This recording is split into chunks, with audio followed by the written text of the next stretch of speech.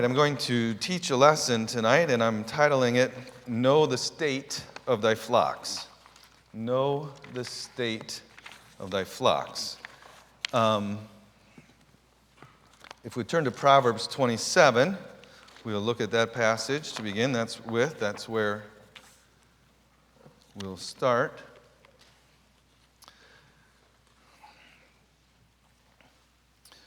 Proverbs 27, verse 23.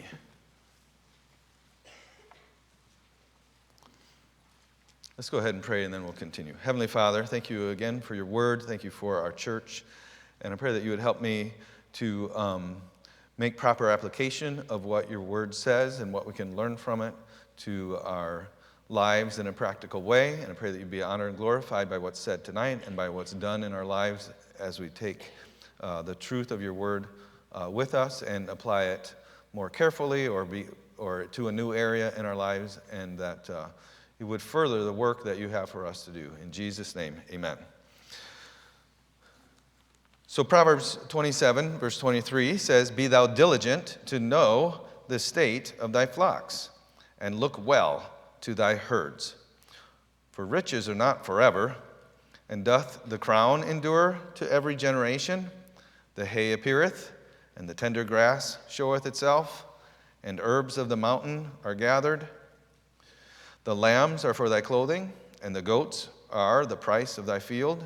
And thou shalt have goats' milk enough for thy food, for the food of thy household, and for the maintenance for thy maidens. So this, in the time when this was written, a lot more people had flocks to know the state of. So I don't think anybody here has a flock unless we count chickens. Maybe there's a few people that have a goat or something like that. I've heard hearsay of people that are like, oh, I'd like to get a goat or I'd like to do this or something, but I don't think we have any flocks of goats, or if that's probably not what herds of cows or anything like that. But so we have to just kind of make some practical conversion. Like what did that mean to them? How can we apply that to our lives? But I would like to just look at a couple other passages to set the stage for what I think is a proper application of this. Surely not the only application of it, but a proper application of it. This one, Luke 15, and I won't be there long, so if you don't get there before me, you might not keep trying. But Luke 15, verse 4. Luke 15, verse 4. Jesus said, What man of you, having 100 sheep, if he lose one of them, doth not leave the 99 in the wilderness and go after that which is lost until he find it? So, this man knew that he had 100 sheep. I'm stating the obvious, right? He knew he had 100 sheep. He knew one was missing. If he just knew he had a bunch of sheep, he might not know that one was missing. He might not know that, he probably would know that he got a new one because of the way that sheep would act, but he knew to at least the number of them, the state of his flock, right? And the number of them is the whole point of the parable. So not to take too much from that, because it is Jesus speaking in a parable about something entirely different, but he knew how many he had. Job, remember the account of Job? Job chapter 1.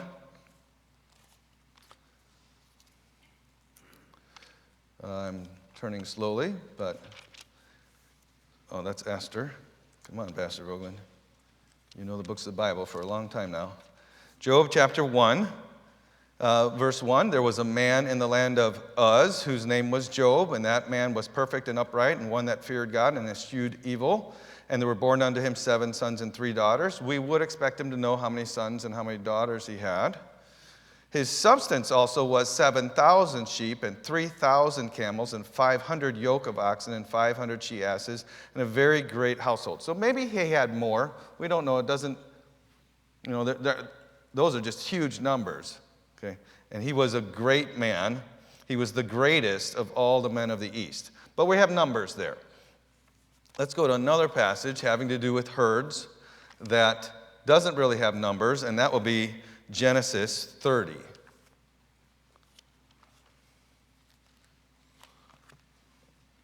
I'm going to use someone that we might say, well, should he really have done that? That's not, again, why we're going here, but Genesis 30, verse 25. And it came to pass, this is Jacob and Laban, and it came to pass when Rachel had borne Joseph, that Jacob said unto Laban, Send me away, that I may go unto my own place and to my country. Give me my wives and my children, for whom I have served thee, and let me go. For thou knowest my service which I have done thee. And Laban said to him, I pray thee, if I have found favor in thine eyes, tarry. For I have learned by experience that the Lord hath blessed me for thy sake. And he said, Appoint me thy wages, and I will give it. And he said unto him, Thou knowest how I have served thee, and how thy cattle was with me. For it was little which thou hadst before I came, and it is now increased unto a multitude. And the Lord hath blessed thee since my coming. And now, when shall I provide for my own house also? And he said, What shall I give thee?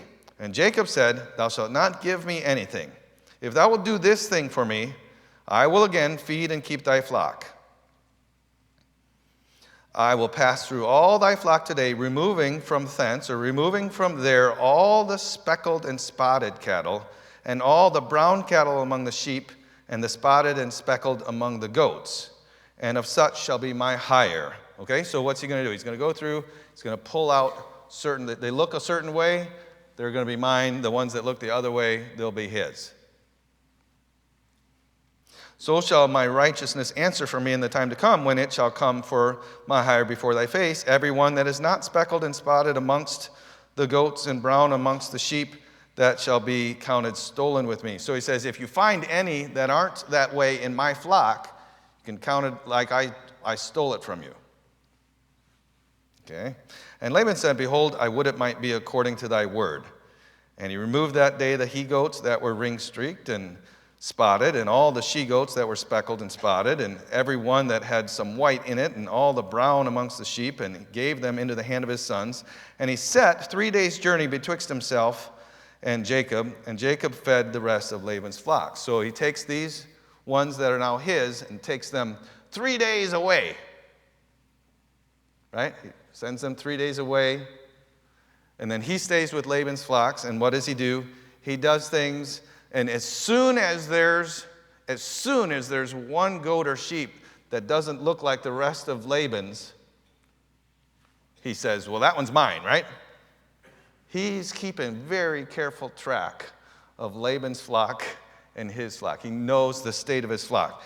And Jacob took him rods of green poplar and of hazel and chestnut tree and peeled white streaks in them and made the white, all these things, husbandry things that appear in the rods, and set the rods.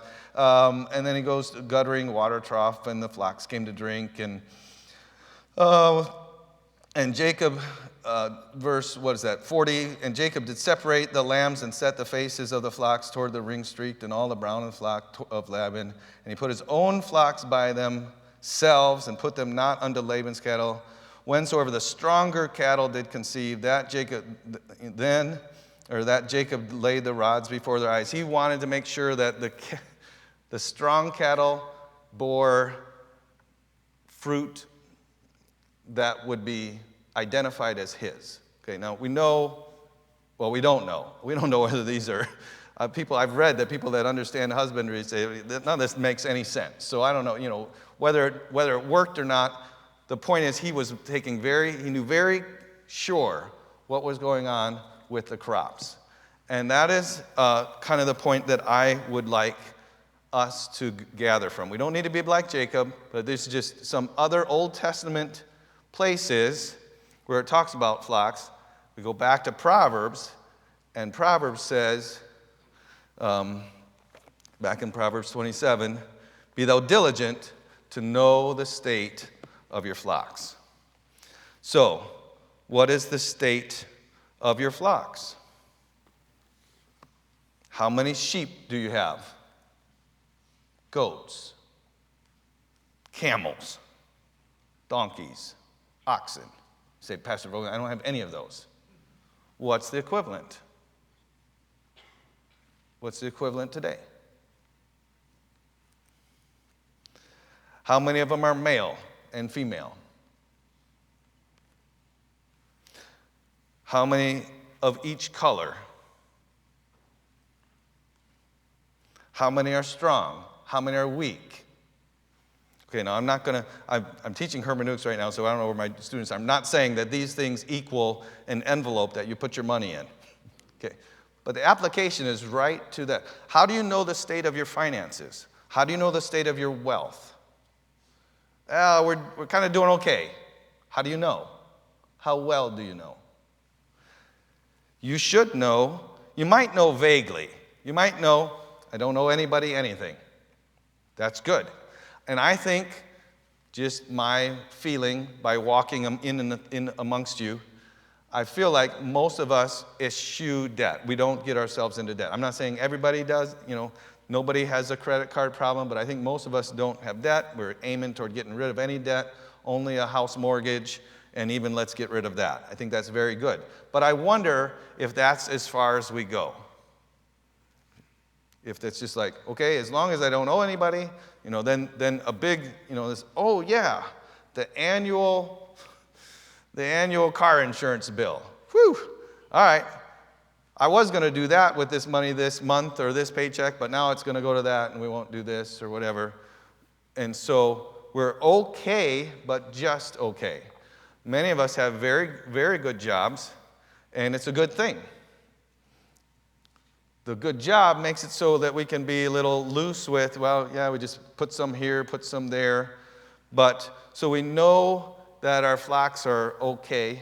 We know the state of our money vaguely, but I think that we should be able to know it precisely. Now, maybe not down to the exact penny for each place, but I think that we can learn to have a better idea about our finances and know, how much money do I have for my next vacation? Is it in an envelope or is it in a digital envelope? And if it's in a digital envelope, is there any way that some other digital way is going to just go and take that money and use it for something else? The latest, greatest of whatever, right? So what about food? What about restaurants? We're wealthy people. We're Americans. We eat in restaurants. Not everybody. Okay, but what about vacation? Oh, I said that. How about activities? If you've got a family, what do you do with them? We do nothing that costs, all we do costs no money. Possibly, I wish we could do something that costs some money. I've seen this, but that would be too much for our family. What if you put $1 a week toward it? How long would it take? Well, I could put more than $1 a week toward it, right? You could save up and then do something with it if you had a spot to put that money that you wouldn't use it for something else. The car, a new car, the house, insurance, maintenance, all of these things. You can know the state of your flocks much better, in a much more proper way, when you use an envelope budget. I'm using the term on purpose, an envelope budget. I think there are allowances if you've learned the discipline of envelope budgeting, that not every single dollar and quarter has to be in a paper envelope. I'll allow for that. There's digital envelopes, but you still need the envelope budget mindset. Budgets and envelopes are not the same. I can sit down and I can say, okay, this is how I want all my money to be spent. I got it all listed out. This is how I want all my money to be spent. But then I go to the store, and I see this and I see that, and like, oh, that's on sale, that's a good deal, or whatever. Or then I see something. Or then my shoes crack and kill my feet. And it's like, I need some new shoes. Oh boy, have you seen the price of shoes lately? Okay, so whatever it is, I can say this is what I want to do with my money, but if I have nothing that governs the spending of it, it's just a desire. It's just like, oh, this is a pattern. I aim toward this. So envelopes really help you do what you say you want to do with a budget. I want to give what I think is a powerful example of how they work. A few years back,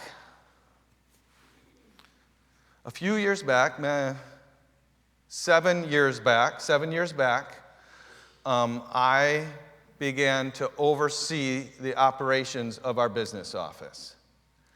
And at that time, for a long time before that, we had said, every month we're putting this much toward large mission projects and this much toward missions travel and this much toward whatever. And there was maybe a way to keep track of that, but we made it purposeful and we accounted for it. Every month, Christy sends a check to a different bank account, and we say 200 of that is for a missions apprentice, and 200 of that is for a new church plant, and 200 of that is for large projects overseas, and 800 of that is for missions travel. And so it goes there. It's in, granted, a digital envelope, but it's there, and we know it's there. And I check the bank account. There's this much in our digital envelopes, which is our recognized future expenses, and this much in the bank accounts, so they match. So, at this point in time, we have over $100,000 set aside for various missions projects. How about that? We just kept putting it there, kept keeping track of it. We have $100,000. About the same time, we started working toward putting aside money so that when we need a bus, we have the money for it. Little bit, depending on our budget, a little bit each month. For the last year, it's only been $500 a month. Several years back, it was $5,000 a month. Right now, we have over $100,000 set aside to buy vehicles, any kind of vehicles that are on the property. And then there's more, to the tune of nearly $500,000 that we've set aside over the last 7 years because we expect to spend it here or we expect to spend it here. We have a digital envelope for all those. Now, a little ways back, we thought, okay, what is the likelihood that we'll need all $500,000 within a month? It's very not likely. And if it is likely that we need a really lot, we have a line of credit. What if we took $200,000 of it and added it to the loans that church members have given us and pay off our bank loan completely? So now we borrowed from our envelopes, but we would never have been able to borrow from our envelopes if we didn't have envelopes. And so here, this principle applied even to our church finances has given us something that we really, really rejoice in a lot. Now, you're not going to sit around with $500,000 in your envelopes, but on the scale between our church and your family, that envelopes are powerful. They're very, very powerful.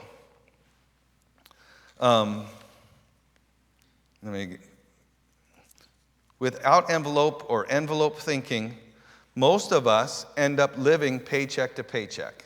Now, maybe you have a savings account and you say, well, I'll just kick some over there, and you have this vague idea of, that'll be there. But if we're not thinking in an envelope mindset, we will just, I'm not saying we will struggle between paychecks, but we're just like, okay, what will I do with this paycheck? All the bills are paid, let's do this, let's do that. And that's not very actively knowing the state of your flocks, if we can just mix these millennium in what we're talking about. So envelope budgeting. It is a mindset. If you've never done it before, you need to do it all the way to the physical envelopes. If you understand it, and I know there's many in you, you're nodding your head, you know just what I'm talking about, and you know the power of it, but I haven't taught this lesson for, 6, 7, 8 years, and so how many people have been married, they're grown, their financial situation has changed, they don't have children anymore, whatever, so I thought it would be a good thing to talk about. Envelope budgeting, the mindset of envelope budgeting is for those who are in debt. So you could say, but I got a lot of debt, I can't do that. Yes, you can. It's for those that only have a mortgage.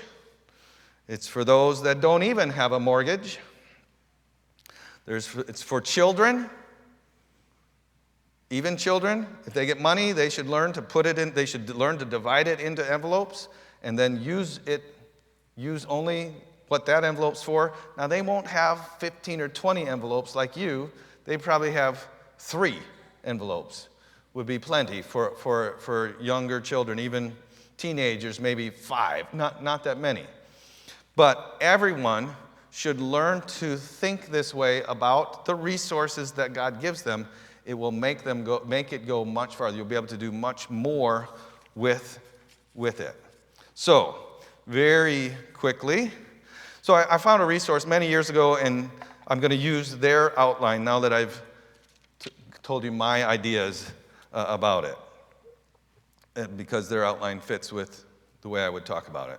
So if you're going to have an envelope budget, first thing you have to do is make sure I'm getting all my papers in the right way. You have to determine what money you have. So how much money comes into your home on a monthly basis? Monthly. The reason we think monthly is because that's mostly how we're billed. You get your phone bill once a month, you pay your mortgage once a month, you pay many things once a month.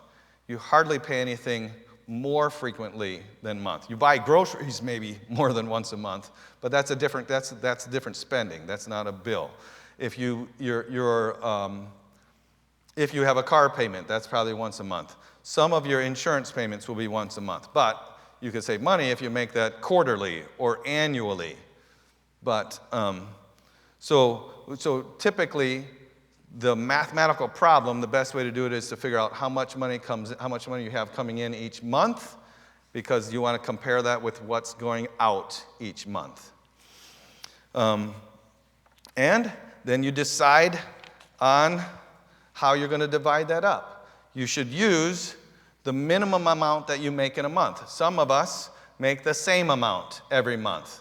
That is nice. Unless the times when we don't make the same amount is a lot more. But if you're the type of worker that, sometimes you make this much, sometimes you make this much, and it's because I've worked with people in construction and various other type of sales or something like that, and the income goes up and down, but even those people kind of know about how much money they'll make in a year. So you would want to work with the minimum that you know you'll make, not the maximum. Well, not the maximum that you could possibly make. Use the minimum amount that, I'll never make less than this unless I lose my job entirely or something like that. So minimum monthly income and your regular bills and expenses. Those are going to be things like tithe, offering, any other giving that you'd have. If a lot of people here are involved in a ministry that costs money, you give money toward a bus ministry, or I don't know, where's Mr. O'Hare? I saw his face, I thought. In the back. Anyway, Mr. Hall, do you spend money on the nursing home ministry? Little? None? A little bit. It's pocket change for him.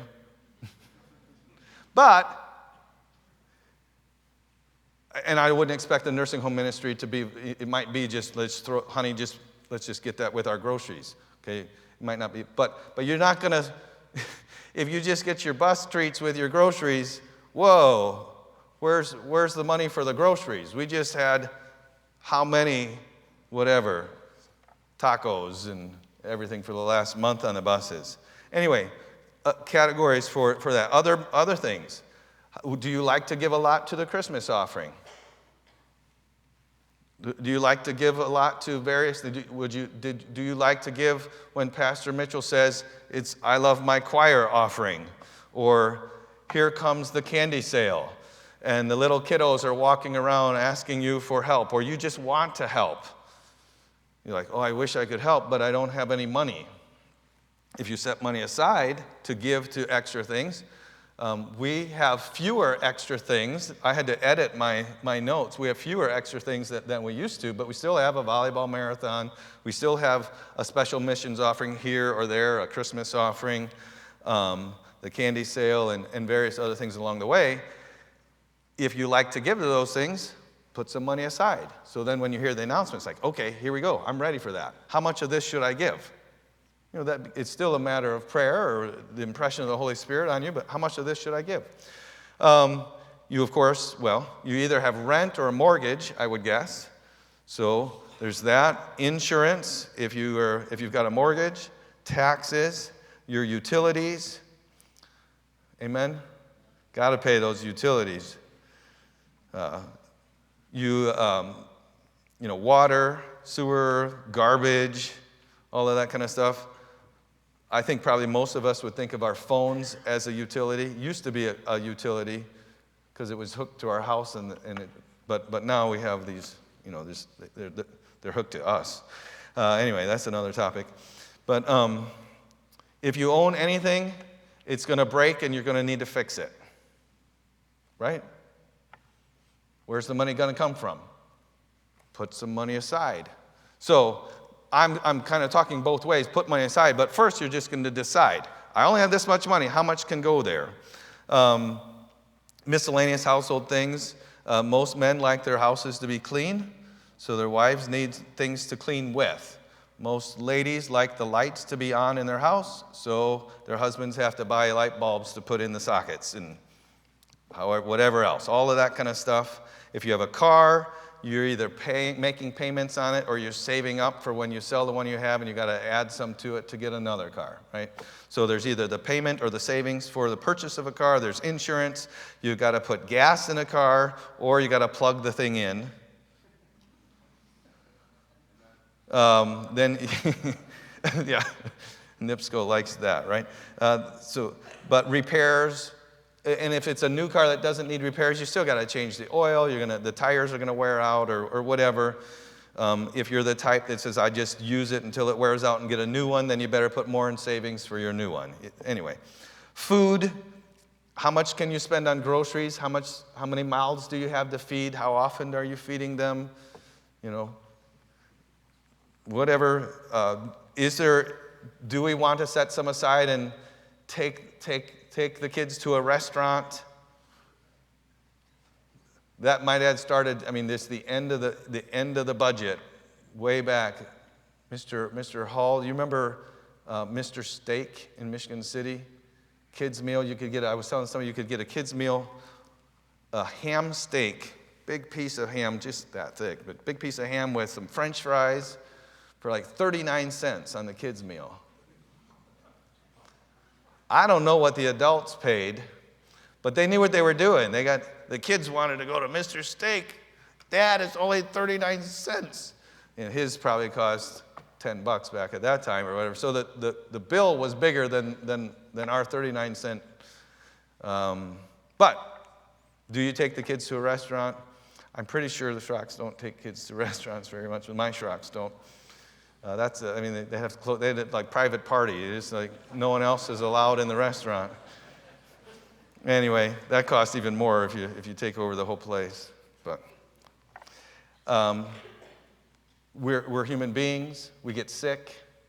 So you're paying for insurance, at least something for insurance, and beside that doesn't cover everything. You got to buy prescriptions or medicine or go to the doctor and pay whatever. So you need money for expenses, medical expenses, and insurance. If you have children and you're putting them in the school here, that's not cheap. I don't know, the finance manager and the principal are colluding together to get money out of you guys for that. But I think most of you are thankful and grateful and want us to be able to pay the teachers so that they can teach our children. But it does take money to do that at the same time. And if you have a lot of children, that's a lot of money. Personal items, cell phone, clothing, haircuts. My, oh my. How much do they want for a haircut these days? I don't even know. I haven't got my haircut professionally, which I don't think that's very professional. They want numbers, haircut by number. This is the last time I tried. It's like, okay, no, you guys don't know what you're doing. Anyway, but if you pay for a haircut, what is it? $12, $15 for a haircut, or is that cheap? Okay. Thank you, Mrs. Vogelin, for cutting my hair. She's happy too, because that's money she can spend on other things, right? We spent $10 on a pair of clippers 10 years ago, and it's just a matter of timing. So if my hair's long, it's because I told her not yet. Anyway, haircuts, life insurance, annual fees, bank fees, subscriptions, gifts. Wow, gifts comes along. It's Christmas time. When do you shop for Christmas? When do you all year long? I mean, I know we shop all year long. The storage room gets filled up. Anyway, but we can because we put money aside for it. Many people, like, okay, this month, this paycheck, it's going toward Christmas presents. And many people in the world, I mean, they just blow it and they pay for Christmas for 3-4 months afterward. And hopefully no one is doing that. You shouldn't be doing that. Again, I'm kind of taking the approach that most of us hate debt and don't use credit to stay and get into debt or anything like that. But if you do, stop it. Get out of debt. But gifts. If you want to have a nice Christmas, normally that means spending money, whether it's spending money on nicer food, on some gifts for the children, for your parents, for your friends, for whoever you're getting gifts for. You don't buy gifts with nothing, so you set the money aside so you have it. How much? How much should you set aside each month, each paycheck, whatever? I'm taking much too long, but it still is. If you are not in debt, it's nice to have some money that you can just spend on whatever you want. Just whatever you want. If you give yourself some to spend on whatever you want, then you won't just spend whatever you want on whatever you want. If you can spend $20 on whatever you want, that's better than saying, well, I haven't bought myself anything in a while. Oh, that looks good.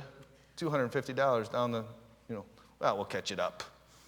So money to blow, money to save up and go on vacation. Some money for your spouse to blow on whatever she would like. If you have a pet, Dr. Schreiber, you're probably saving hundreds of dollars. I'm sure there's more reasons than that, but you could just say, my budget's too tight to have a dog. I know he's just, but you have a dog. Those dogs, they eat food. And then they get sick, and you take them to the vet. And if they get sick, like you think they're going to die, you go into the emergency vet, right? Or not.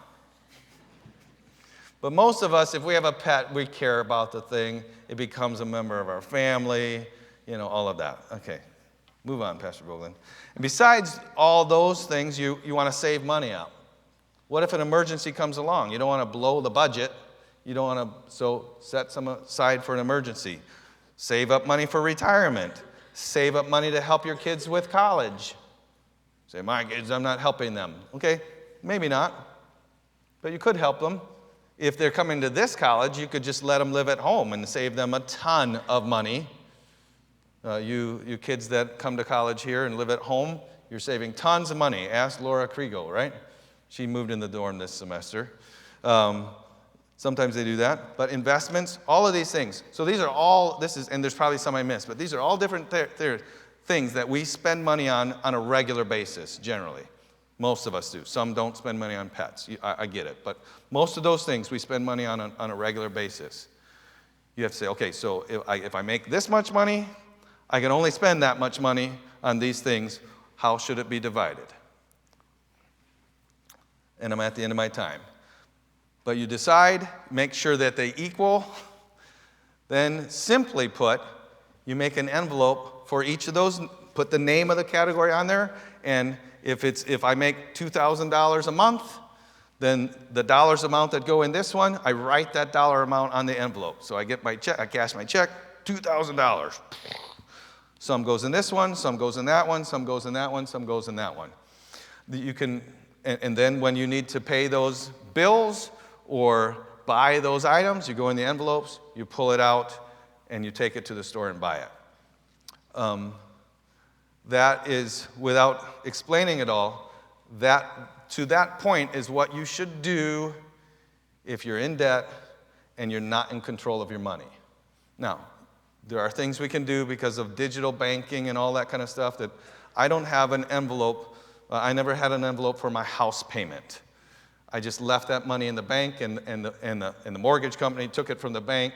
I didn't have an envelope for my house payment or for my taxes and all of that. But an envelope for the groceries, an envelope for clothes that we need, an envelope for gifts and all that, yes. And take that principle and apply it across the board. Create envelopes, and then each check, put money in them. If you don't have this mindset, then you need to only spend cash. Don't use a debit card. Don't use this, because if you're not in this frame of mind, if you don't think this way because you've been thinking this way for 25 years, then you start using a card or whatever, you're going to spend more than you designated. You're going to overdraw the bank. If you're only spending cash, you never have an overdrawn bank account, because nothing's being taken out of the bank. You're spending cash. If you're in debt, the extra money from your budget would go toward your debt, or if you're not in debt, save it. This works. It is a system that helps discipline you. I'm speaking as someone that's done this for many years, and so I've been disciplined by it. But the envelopes is a tool to discipline yourself, and it does discipline you. If you go to the food budget and you say, okay, I'm only halfway through the month and the money's almost gone. I need to make this last until the next time that a check comes. Okay? So it helps discipline you.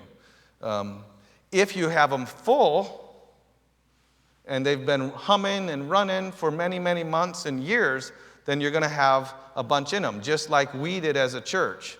At first, we didn't have $500,000 in our envelopes. We had nothing in them. 2018, we had a checking account here and here, but not nothing, but very, like, how much do we have? Well, I don't know but we just, little by little, just applied these principles to, and the same will happen for you. Set it up, start working the system. Before long, you'll be surprised at how much is in this one. Along the way, you'll be like, okay, what do I do here? I just set my envelopes up, and this annual bill came. I don't have 12 months of money that I put in there. You're going to have to work through those types of problems. But if you keep those situations, those are difficulties. They're not a reason to just throw the whole thing out. You know, you set it up, and the annual bill's going to come and say, I knew Pastor Vogan can talk all that he wants, but it just doesn't work. Hundreds of people have used this, and they live at a higher level of wealth than the income that they get should allow for. It's because they are managing their money, and their envelopes help train them. Your budget becomes something that you can see and feel. You don't have overdraft charges. You normally spend things on wasteful things less often. You have the money ready when it's time to make the payment. It does have some disadvantages. Even if you're both sitting here, if one of you says, that is a good idea, and the other one's like, I can't wrap my mind around it, and, I don't see how it works. Now, husband, wife, one of those is more influential in these decisions, but you have to be a team. You both have to be understanding and working the system, and it's not always easy for both to understand it and fully grasp it. At the beginning, you have to go to the bank to pull cash out. When you cash your check, and all of us, even Fairhaven Baptist Church, I don't write checks. We deposit right in your bank account. So if you're on this system, okay, it got deposited, you go in the bank, you're withdrawing like the whole check.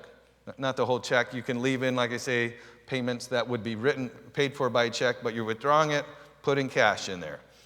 Getting started can be confusing. If you went to the store to buy something, and some of it should come from this envelope, and some of it should come from this envelope, and some of it should come from this envelope. You know, it's a $60 purchase, 20 from each. What do I do? Well, it'd be best if you split that all up, but you don't do it there, maybe in the line when you're paying for it. You know, there's more to talk about. I would just say what I've said here is not new. It's something I've taught a few times in the past, but it has been a little while of teaching it. It is a system that helps us. It does help us to know the state of our flocks. I don't know exactly how much. I have a spreadsheet, but if you ask me how much I have set aside for our next Israel trip, I can pull it up. It's right there. How much for a vacation along the way? Right there. How much do I have set aside to be ready to pay my property taxes? It's right there. Every month, more goes there. Just goes up. And that one goes in the red. For some reason, the property taxes, they just keep going up and up and up. And I keep putting more money toward, anyway, commentary on the current situation. But every month, I get a check. I put money in the spots. We put money in the envelopes. And you just work it. And you can know what you have, know what you can do. I can look and say, okay, I have this much for vacation. Well, that means we're not doing this kind of vacation. We're going to have to do this kind of vacation, right? So anyway, hopefully this is helpful. If it does pique somebody's interest, plenty of people could help you, but I'd be happy to help too, to get together and help you work through your personal situation with it. I really encourage you to do this. You won't make more money, but your money will do more for you. And you'll feel like you're making more money if you use an envelope system. All right, that's all.